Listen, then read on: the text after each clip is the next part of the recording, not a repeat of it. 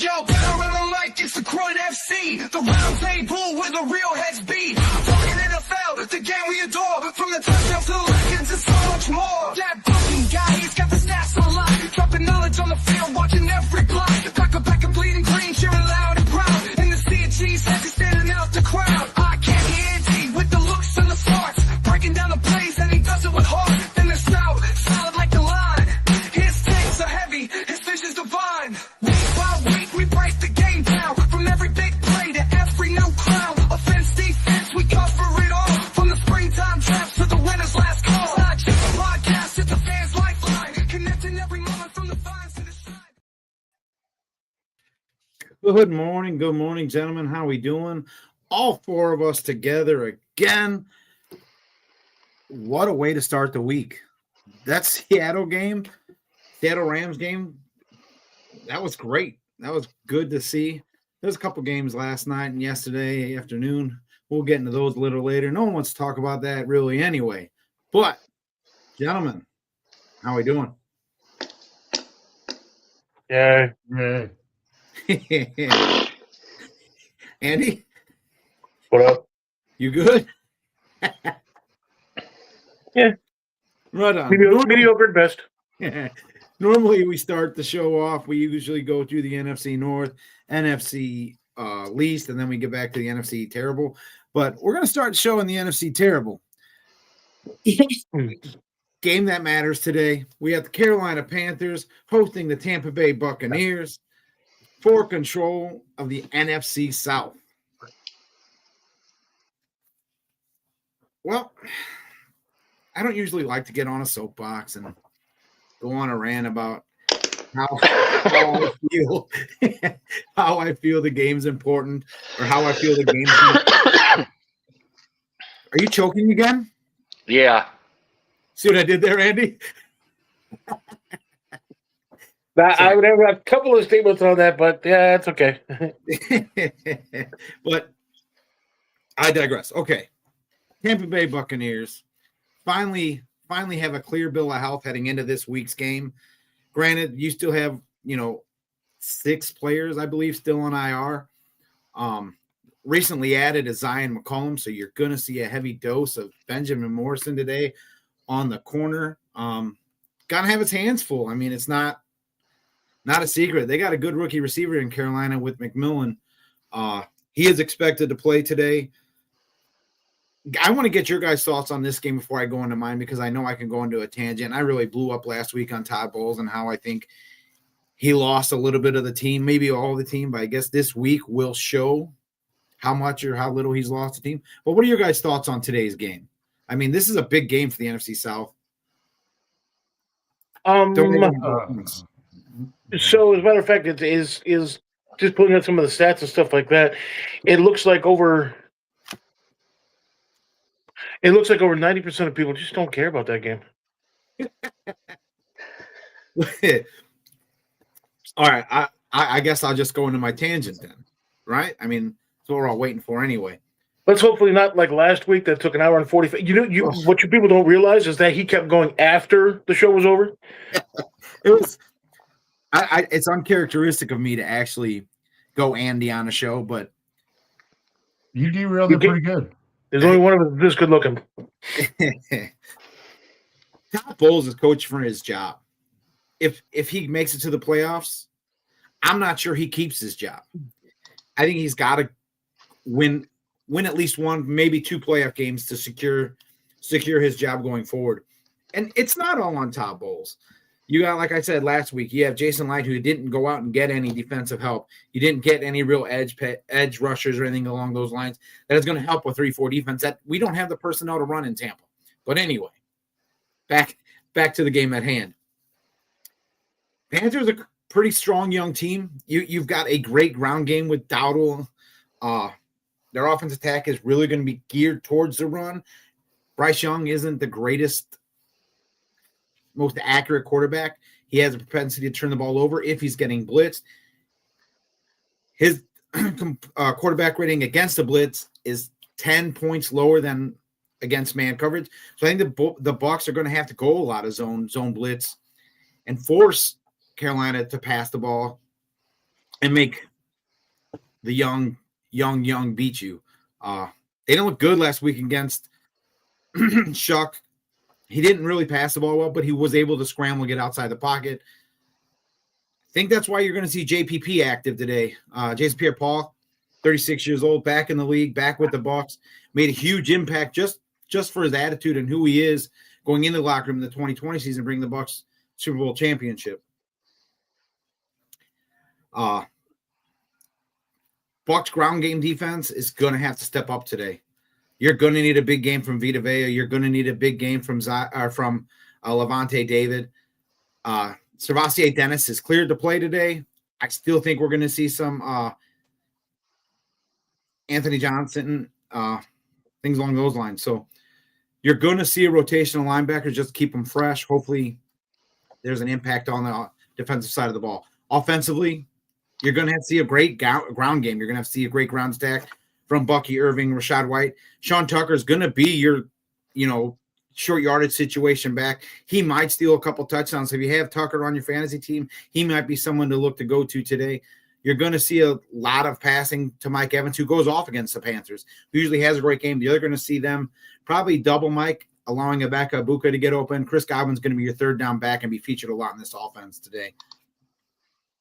You're driving me crazy, Brian. I know. I'm distracting you. What do you got going on? Quick question. Who else do you think is actually playing for their jobs? Do you think the quarterback, your quarterback, might be playing for his job? See if they get the draft a rookie out of.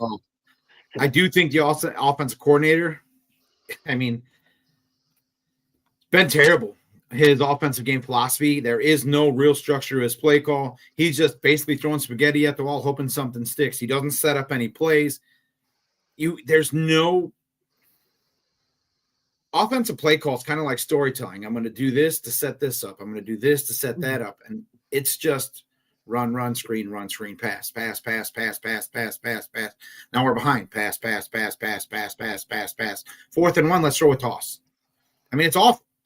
There's no structure to the play call. There has to be some sort of building towards something, and there's just not. You've got all that talent. You cannot tell me that an offense that had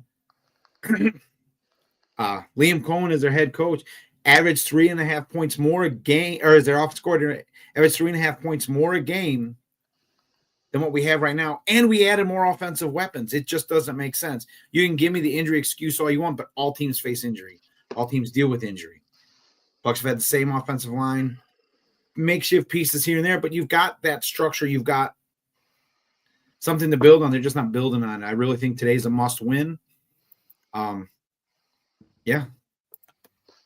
So from the GM down, you're going to have to do kind of like what the Bears did, for example, is actually go from pretty much your president on down in order to be able to kind of switch out any sort of like a major attitude shift, and especially with your coaches, who are you going to get? Can't get John Gruden. Because according to everybody, John Gruden's going to 113 teams out there. Yeah, do you really want everybody? Let me ask you this: do you really want John Gruden as a head coach in the NFL right now? Do you think his offensive philosophy plays today? I mean, he's got that old school mentality. I don't want to say Bill Walsh-esque, but it's almost Bill Walsh-esque. I think he would actually be he would be a good fit for Dallas, only because of the fact that you have an old school type of owner / general manager who's only going to give you a certain amount of of tools that you're going to need to be able to actually succeed. And with that being said, he's one of the guys that's been able to really accomplish a little bit or a lot with just a little bit. So he would actually probably fit fairly well in Dallas.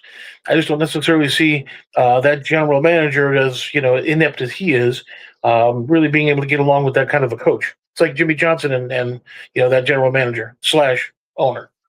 Eventually things were hunky dory when they're winning, but when things go a little bit rough, then unfortunately you're going to be butting heads, and look what ends up happening. Yeah, Todd Bowles' message is stale.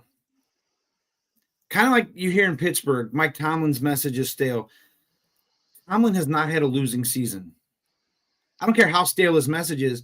If the Steelers get rid of Mike Tomlin, 17 teams in the league are going to be beating down his door. If the Bucs get rid of Todd Bowles, find me 3. Find me 3 teams that are going to be knocking on the door to hire Todd Bowles as a head coach. I mean, the only good thing going into next season for the Bucs is no one's going to be pillaging their offensive coordinator. That's it. I mean, if Bowles keeps his job, not saying he's getting fired, not saying he deserves to be fired, whatnot, whatever. If Bowles keeps his job, the offensive coordinator needs changed.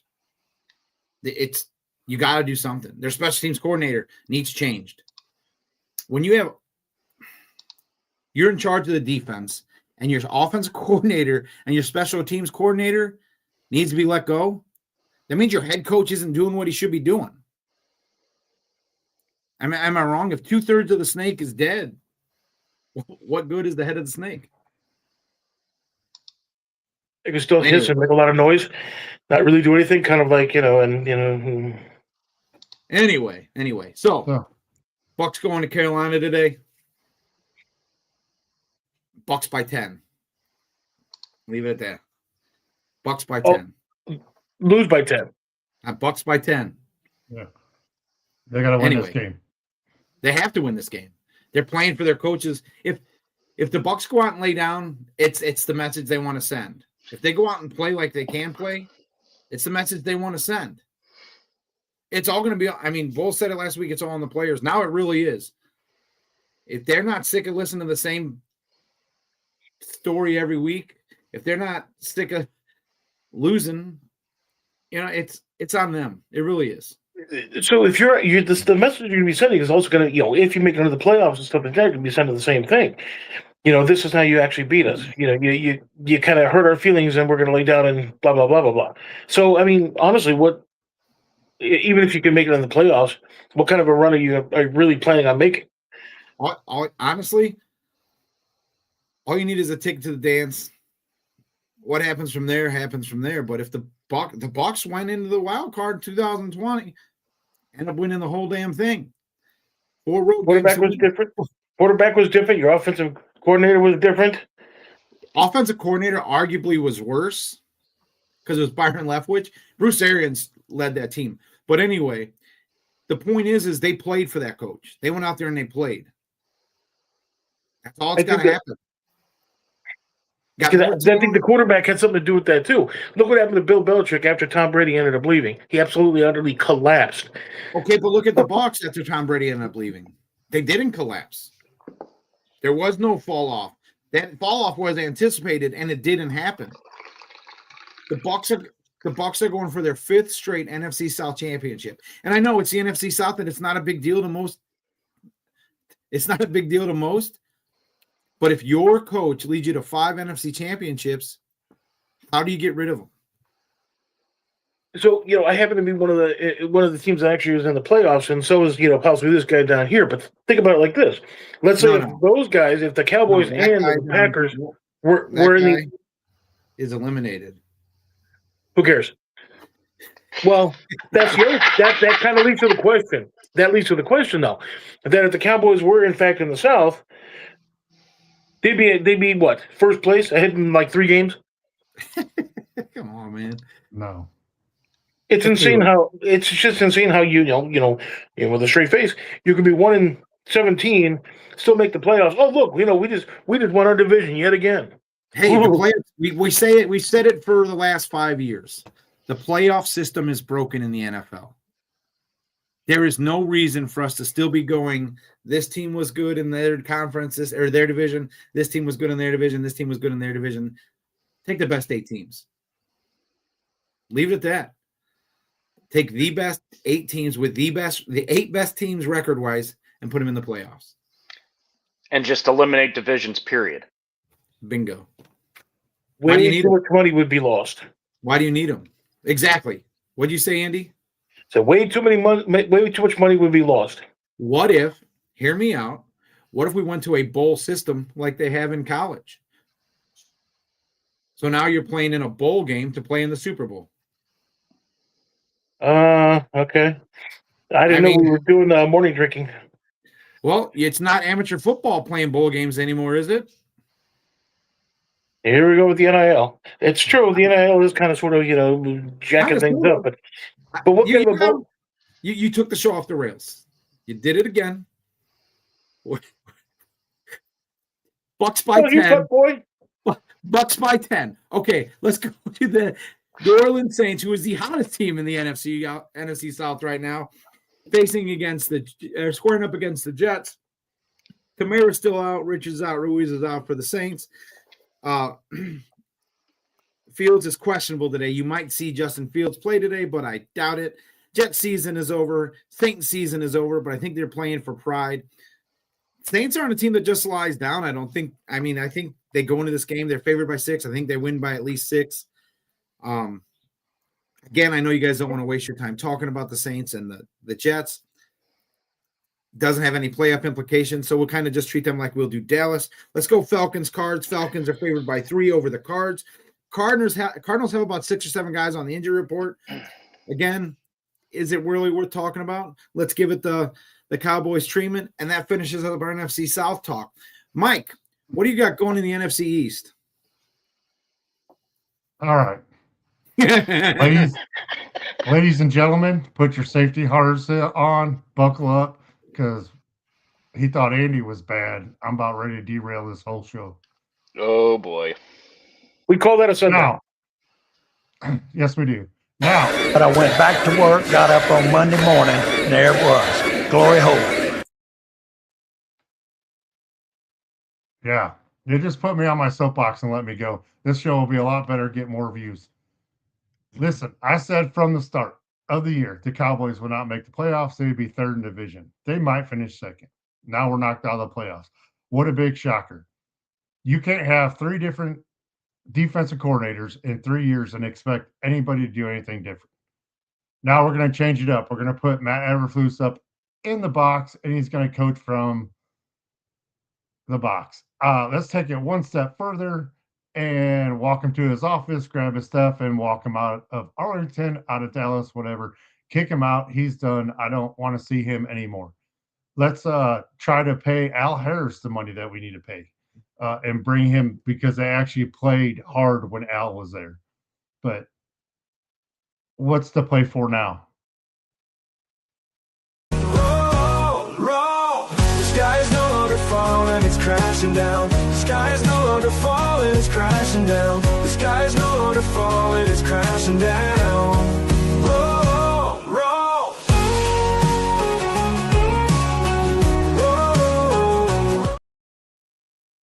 I told you at the beginning of the season, and nobody wanted to listen to me. And it is what it is. Nobody wants to say that I'm right ever, but once again, I was right.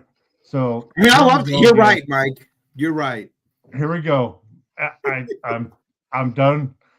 I've been done with it. I've tried to keep, look at the positive side, but there is no positive side. Again, I'll say it for every year that I say it, until Jerry Jones is gone, this team will not do anything.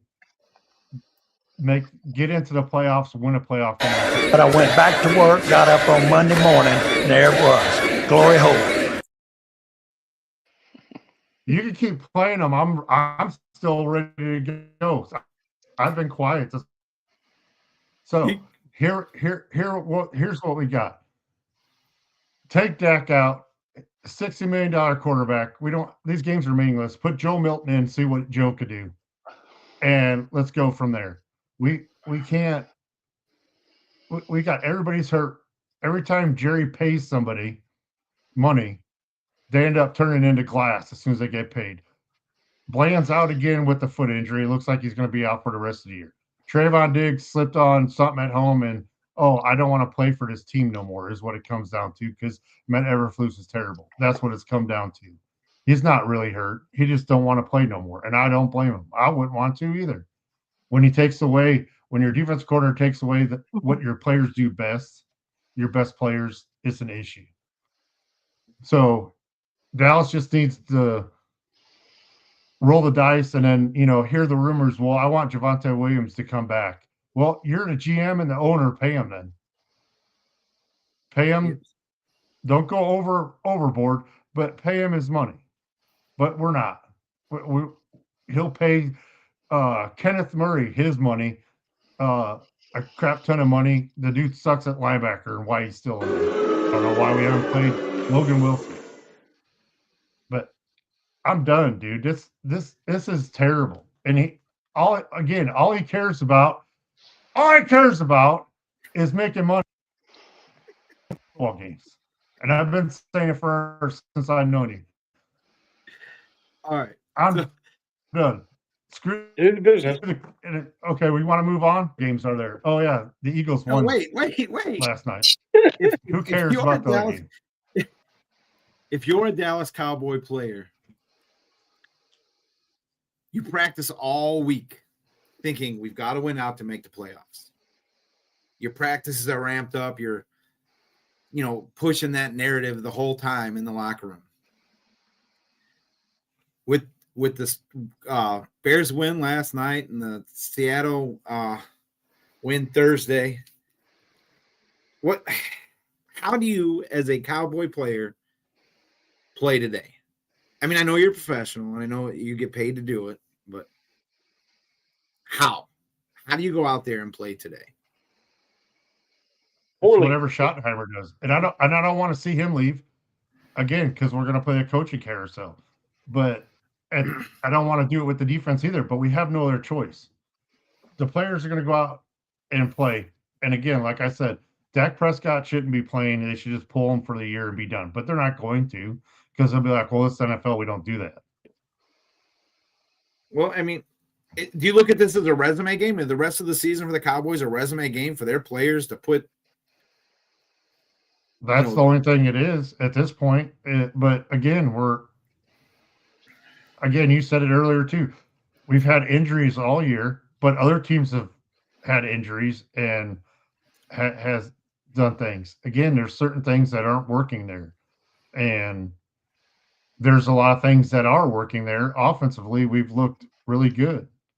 But you cannot, on average, we're scoring 20. It was like at one point, I think last week, it was 29.3 points per game. But our defense was giving up 29.6. And it was like the first time in history somebody scored as much as they gave up, the exact amount. So they got to go out and play. I mean, they can go out and play all they want at this point. I mean, all they can do is almost be spoilers. I mean, look, they're playing the Chargers this week. The Chargers need to win to keep pace with Denver. Though I think Denver's going to win that division. But again, what's the point? What's the point? I get it. Your owner's a jackass. Like, the owner's a jackass. Like, he won't leave. Like, he won't step down, won't do nothing. He wants to play GM. And, I guarantee the move to the box was his idea. I don't even think Schottenheimer wants him there, because half the time that you watch the games, you look at him, and he's looking down at Eberflus like, what the hell are you doing? We all are looking at Eberflus thinking, what the hell are you doing? And Hey, let's be fair. And that's my main issue, and it's been my main issue all year. Talked about it all year on this show. And to be honest with you, I mean, I always root for the Cowboys, but I'm realistic about it. I just can't. Well, all right. Let's be positive, Mike. Merry Christmas. Merry Christmas. No, you're Well, not. I was just looking. I was just looking at the how to make the fluffiest pancakes your family will love. Something to pass the time until real football is talked about. Pass the time. I mean, let's be honest. And then we'll move on from the Cowboys. The Eagles beat Washington, knocked Dallas out of the playoffs. So there we go. And then today you got the Giants playing Minnesota. Okay.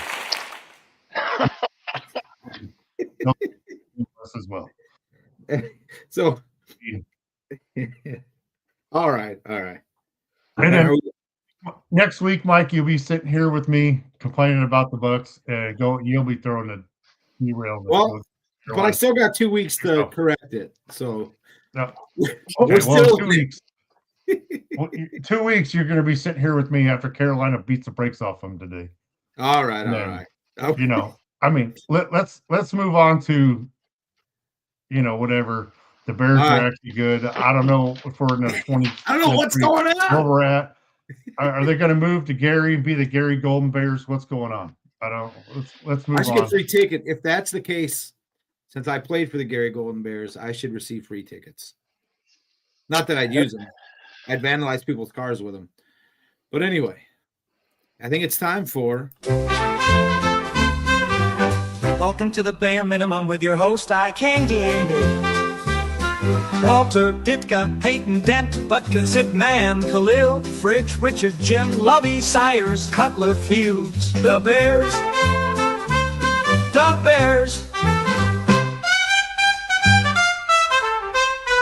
the Bears, the Bears, the Bears.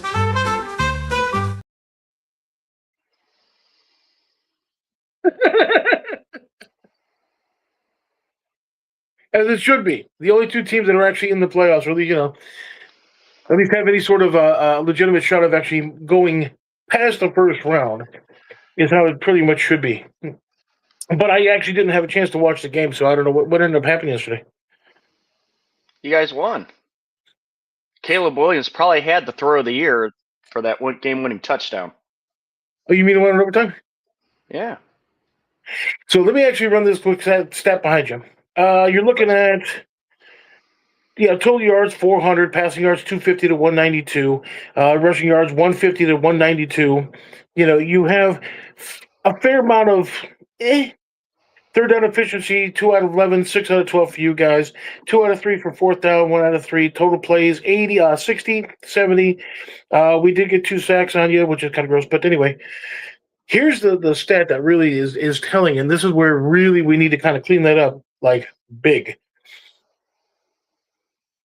10 penalties, 1,500,000. What on earth is going on with the Bears as far as like penalty wise? And I understand there was a few of them that were actually in there that were what ended up taking out Jordan Love. Unfortunately, was kind of it was just.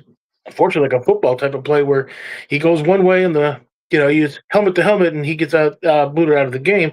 And then this freaking guy, Malik freaking, I'm gonna save the Packers. He's throwing the ball, he's running the ball, that kind of stuff. I'm like, I didn't particularly appreciate that. So I would appreciate if you actually sat his ass down again. But yeah, the Bears did end up winning in overtime. They did everything from special teams. They did everything from defense. They did everything in offense. Offense was kind of sketchy for sure. For I would say 3 quarters and about 97%. And then all of a sudden they came back and decided to actually play some ball. A heck of a game, it really was. Look,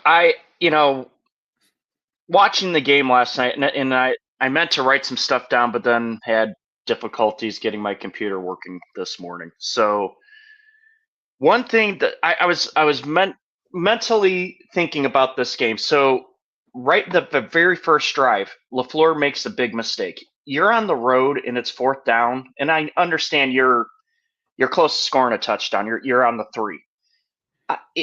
Why would you go for it? Why would you just take your 3 points? Live to see another day offensively. Instead, you give up a 4th down play, incomplete pass. Now, granted, Chicago didn't score on that next drive, and then the Bears turn around, and Ben Johnson gets cued on a 4th down, and it's just why don't you take the points there? I mean, I think both coaches tried to literally try to put the grip on the throat right from the get-go. And in a game like that, which especially its playoff implications, why are you chancing that? Why are you even chancing that? So I think there's a couple of things. First off, you're going to have to make sure that the defense actually plays honest. And so if you throw a little tricky play on the Bears side, That's definitely going to keep Green Bay home and not necessarily try to do what they were doing before. And your defensive coordinator, of course, loves to apparently blitz the Bears, and he was doing a lot of that, and then he eventually went to zone and a few others. But yeah, it does kind of make you feel it was like Seattle, when Seattle threw the ball, trying to win the Super Bowl, and then ended up getting picked off basically at the half-inch line. It was kind of like one of those type of things where sometimes you just pound the rock. Is essentially what it is. But like I said, I get it. I understand. You got to keep that defense kind of on the positive side there. But they got to clean up a few things for sure. And then you brought up the hit on Love, and I've had people tell me, well, that was dirty. I said, no, that's not dirty. Maybe it's deemed illegal, but that wasn't a dirty hit. I mean, it just happened. He happened to lower his head at the same level the defender's head was coming to get him. That was a play. That was just a football play. That hit when we were younger. Let's say we're 15 years old again, right? We're watching NFL films. That is an intro hit you see every week. Yep. There goes the They move. glorify that hit. They're like, this is what the NFL brings you. It was a hit. And it wasn't, he didn't hit him hard. He hit him high, but it wasn't like he went for a knockout punch. He was going for the tackle. Yes, the crown of his head his face mask was up, but the crown of his head hit the helmet. It was helmet to helmet, but it wasn't a dirty play by any means. I didn't feel anyway. No, I didn't. It was just illegal. I mean, in terms of the rules now, yes, but was that something dirty? No, it wasn't. It is what it is. It was a football play. Can I defend both your offensive coordinators before we get off this too far? Sure. Your situation, Brian, you're the awake team. You drive opening kickoff down to the 1 yard line. You have to score. Right. You're in the position that you need to put the touchdown on the board. 3 points in that wind isn't guaranteed. If you miss that kick, you give them 7 extra yards, right? Because you got the place. They hold the ball for the kick, the place.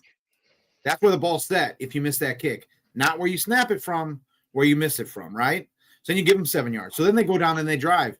They're in the end zone, right? Because they shut down on the 2 yard line.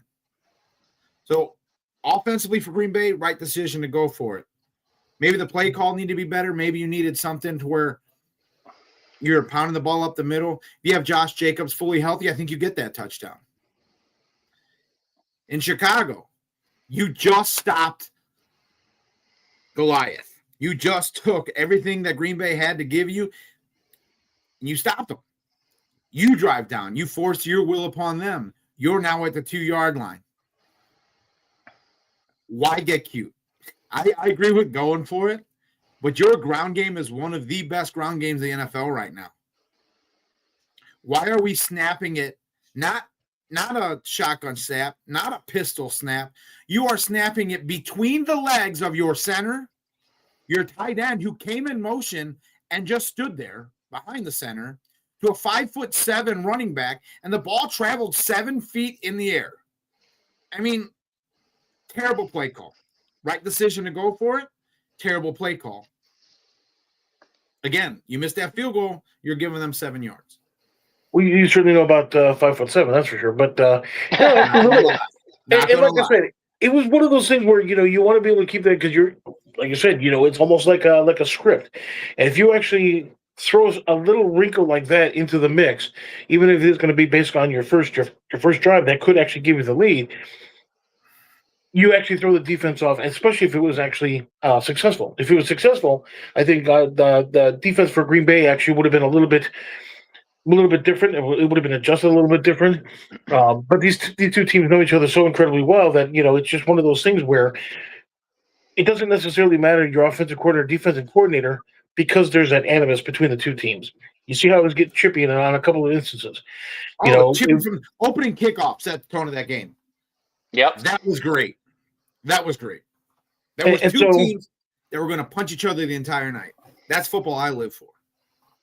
And that's the point, is the fact that even though, your offensive coordinator, the Bears can be scoring 50 points a game. The Packers, you do realize that they've scored in the 40s. You guys have like a victory. So you need to do less of this and more of this. Oh my God.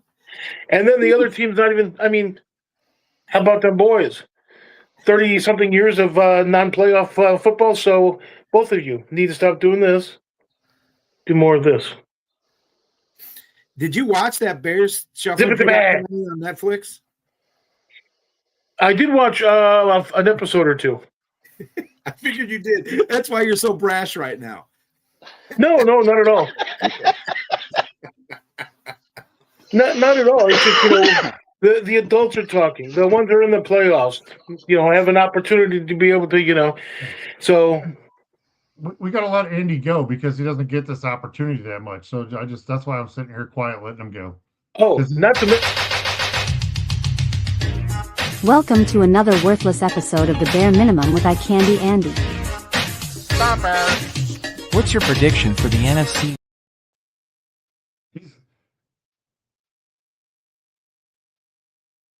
Just let him go. He's excited. Wait till I get to the second hour. Just let him go. He's super excited. I mean, there's no need for it. Just let him go. So with the Bears having the opportunity to be able to make a deep dive into the playoffs and stuff like that, that's actually going to lead to two questions. Number one, where are the Bears going to meet up with Green Bay again? And what's going to be the outcome? If you have a 1-1, what is it going to be, a tie?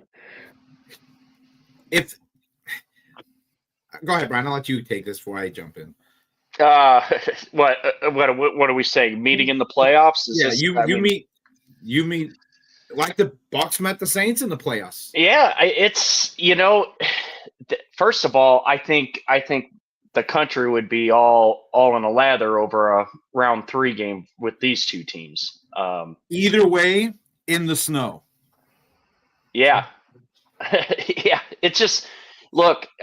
I wanted to say this before we get completely off the rails. I was trying to make the point after we let Mike get going about the offensive coordinator thing.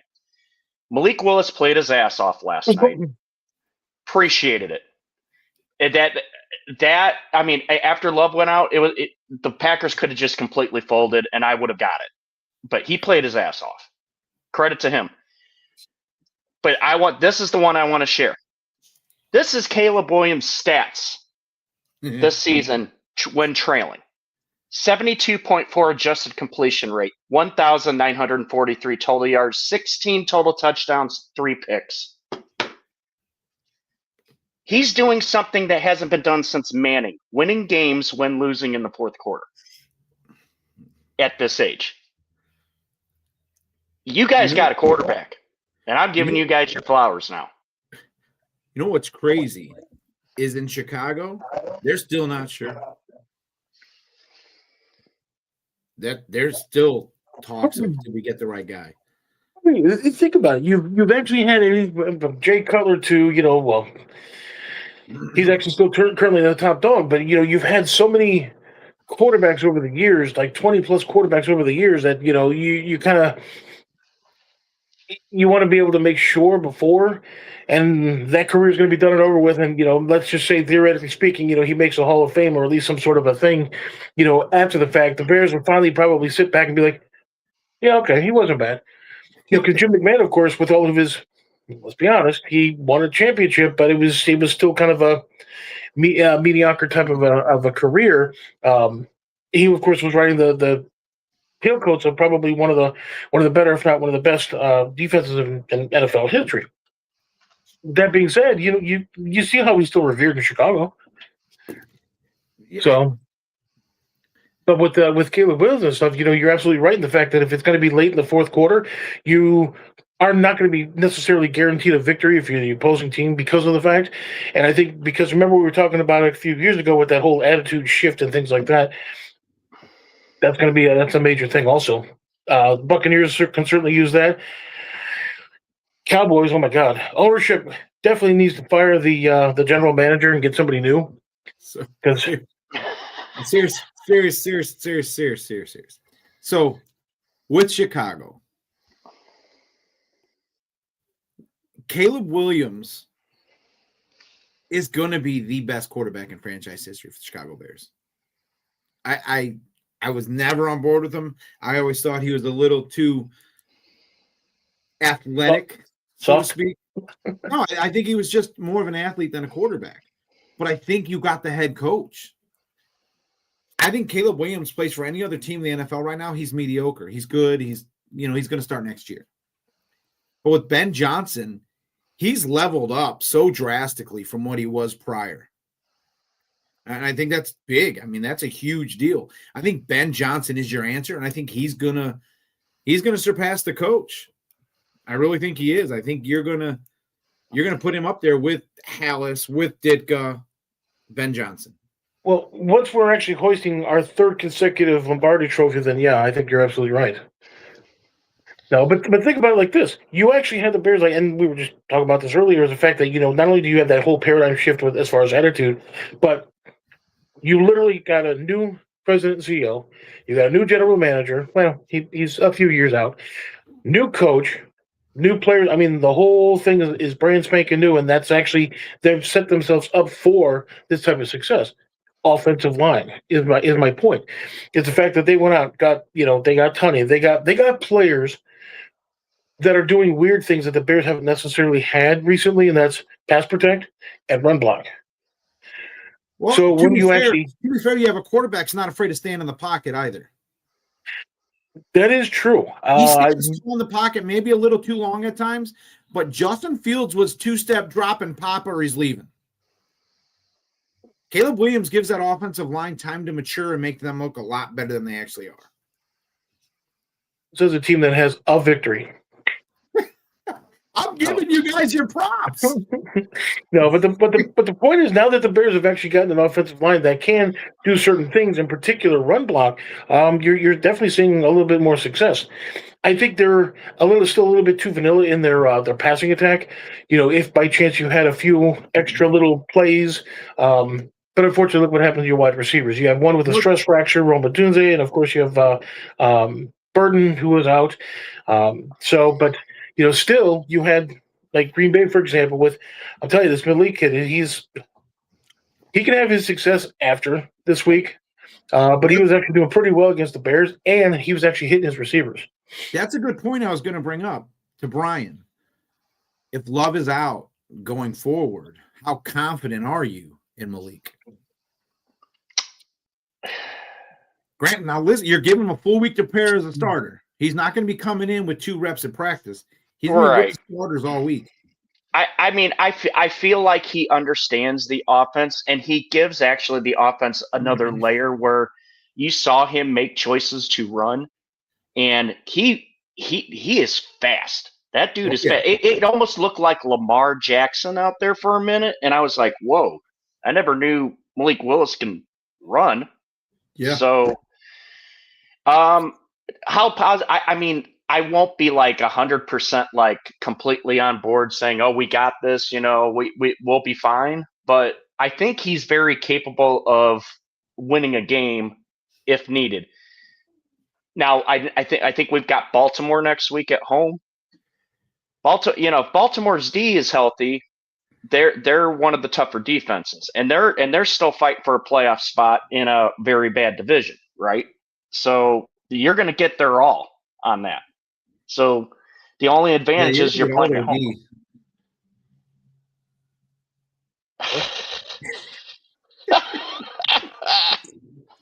But no, I seriously, I think Malik will be fine. But am I like 100% confident? No, I will be kind of on the edge of my seat, going, "This is it. It's riding on the back of quarterback." So what makes that kind of interesting is once you get a little bit of film on him and stuff like that, defense are going to be able to actually adjust accordingly. But that ripple is the fact that he can run, and he is deceptively fast. You might be. Look at that play where he was holding the ball the pocket was collapsing. This is late in the game. Pocket had collapsed. He's juking and jiving and stuff like that. Next thing you know, he runs up the middle for whatever it was, 9.5, 10 yards, 12 yards, whatever the case was. That little ripple is actually what ends up is going to be the problem. Justin Fields actually did that to a point. Caleb Williams can do that. He's deceptively fast. Baker Mayfield is like a pup named Scooby-Doo, if you remember that cartoon, Velma, where he's like 17 steps for every real adult step. And so, it's like a Kyler Murray 2.0. But with that being said, I think the Packers probably should have some sort of success next year. That's cool. We want this one right now. So who would you rather see from the NFC North in the playoffs? Would you rather see Green Bay, Chicago, Detroit, Chicago, Detroit, Green Bay? Because those are going to be the two teams, or two of those teams are going to make the playoffs.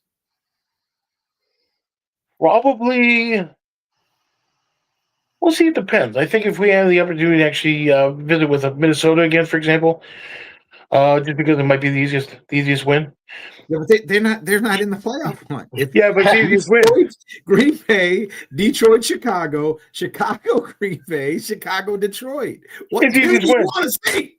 Really, if you're looking playoffs, if you're looking for an easy win, it'd be Chicago versus the Buccaneers. I think chances are. Oh wow! Shots fired.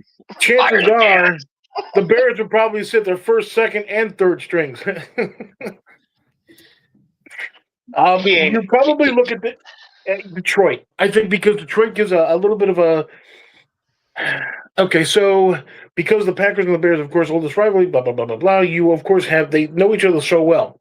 Detroit and Chicago know each other pretty well. However, with Ben Johnson, that's actually the little twist in that whole scheme right there. I think there's a possibility that Detroit didn't see all of what Ben Johnson has in his little playbook, his little red book that Red Bow you has to kind of say. But I think in that particular case, just simply because if we actually play the Packers again, we'd either win by 30 or lose by 30. Well, then I got a question I'll pose to you, Andy. Since Mike, astutely brought up who would you rather see in the playoffs, or have in the playoffs from the North.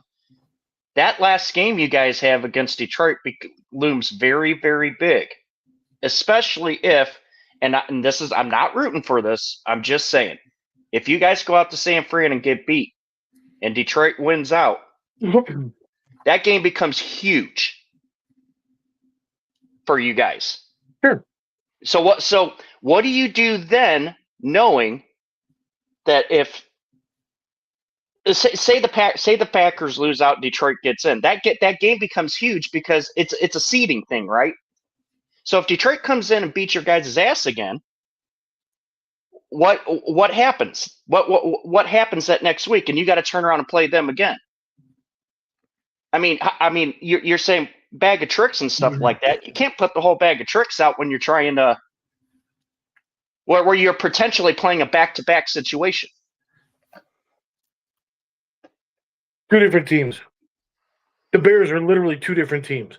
If you remember, they couldn't find, the light switch on the wall with their hand, in the middle of the day. You couldn't do that. Now, you see how things have completely 100% attitude-wise. Coaching, of course, you're starting to introduce a little bit more. Defense is getting defense is perfectly fine. Don't get me wrong. You still have a bunch of takeaways. You got defensive stops, bend, don't break, that kind of thing. Pass rush, of course, needs to be improved, but literally, you have two different teams. So I think if they actually ended up playing Detroit again, I think Detroit would be actually surprised because now the Bears are a little bit more apt in order to be able to kind of punch the Lions square in the jaw and, shot for shot kind of a deal, as opposed to the last one when you're supposed to go left and you went right. You're supposed to go, slot and you that kind of thing. Screen pass, that kind of deal. So I think if anything, it would be Detroit that the Bears would probably want to see a little bit more. Well, let me ask you this. Green Bay gets healthy going into the playoffs. You get Josh Jacobs healthy. You get Jordan Love healthy. You get Watson healthy. I mean, he played well, but he wasn't really healthy. You get all three of them healthy. Green Bay is going to be a tough team to beat.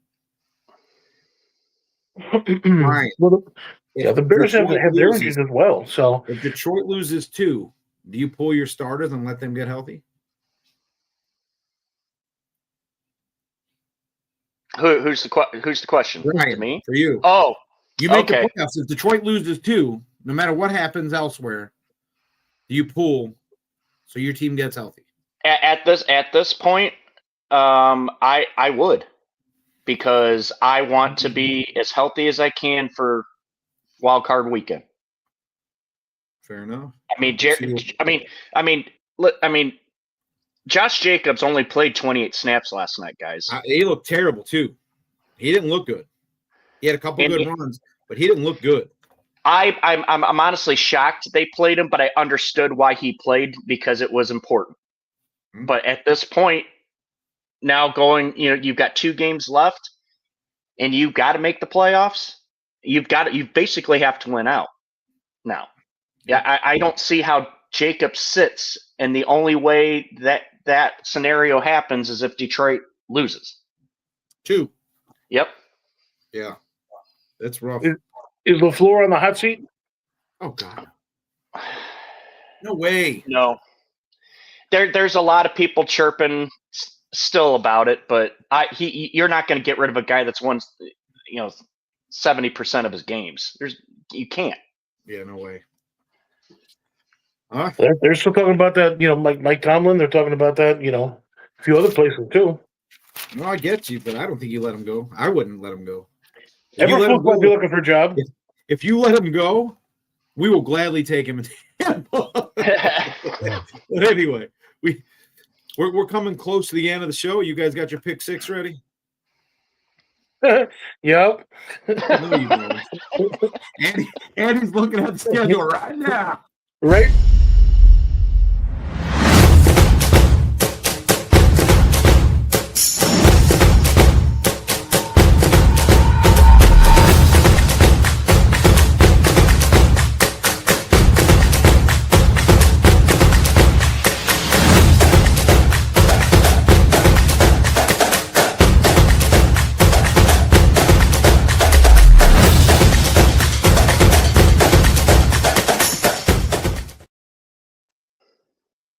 All right, Andy, let that whole intro play so you could get your picks in. But last week, we all didn't do really well. Brian won with 18. Not great, but out of fans that submitted, Jim Lovell won with 18. So I guess it was something that was just the week of football, right? Mm-hmm. Andy, you killed it again this week, brother. You took home 6. You hit on pick 6. You got 6. I've never seen it happen. You picked it. You got it. You know what that means? Double down. Brian, you won. You're first up, brother. All right. So this week I'm taking number 6, the Bills, 5 Texans, 4 Broncos, 3 Niners, 2 Bengals, 1 Bears. That Niners game's going to be huge. We didn't talk about it. That's going to be a big game. It is. They should walk them, but it should be a good one. Stout, who you got? Bills at 6, the Eagles at 5, Houston at 4, Cincy at 3, the Niners at 2, and 1, I got the Chargers. Your 5 is kind of questionable. I think we'll let it pass, but the game had already started. Philly was already up by a good 2 touchdowns before you sent that in. Again, I brought it up. I thought it got sent after Brian made his comment about me not doing my homework. Apparently, I didn't send it right away. You forgot to put your name on the paper? I don't like to wait to the last minute to, like some other people. I just forgot to put my name on the homework that I didn't do. So I have the Bills, Texans, Saints, Niners, Bears, and Bucks by 10. All right, Andy, give us 6. I'm going to go with Seattle in overtime. And number 6. Number 6 is also going to be the Bears in overtime. We'll give you No, Bears at 6. All right. I would say Chargers at 6 because them boys. Vikings over the Giants because good God, the Giants. Panthers actually at home over the Bucks. I'm gonna have to say the Titans over the Chefs because the Chefs, unfortunately, they're done.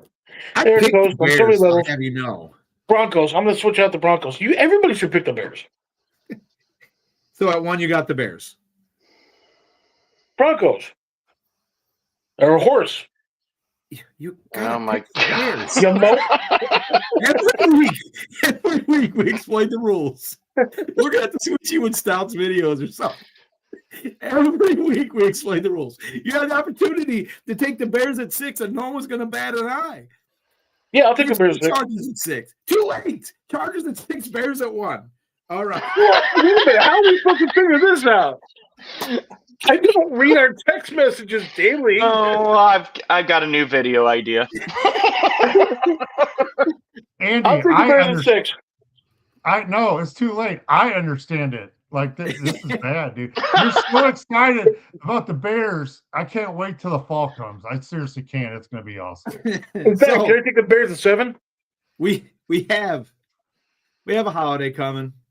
Before we get out of here, I want to wish you all Merry Christmas. I appreciate you all for coming out here talking sports with us. I always know I can text you guys. You're going to come back with something stupid to cheer me up. So I appreciate each and every one of you. Merry Christmas.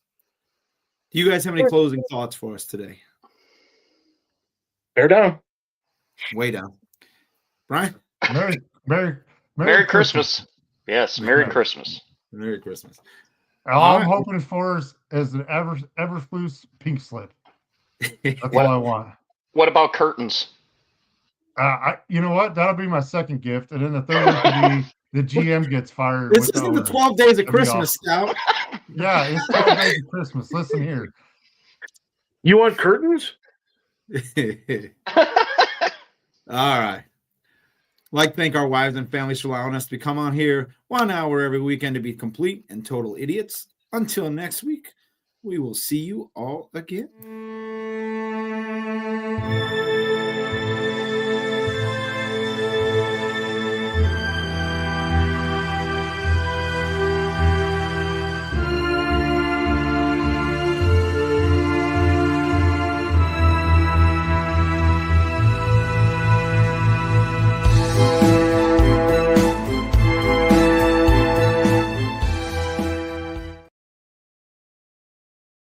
Ty Bowles, you have every single bullet in the chamber. You need to unload that gun and win today by any means necessary. Bucks by 10. Bucks by 10.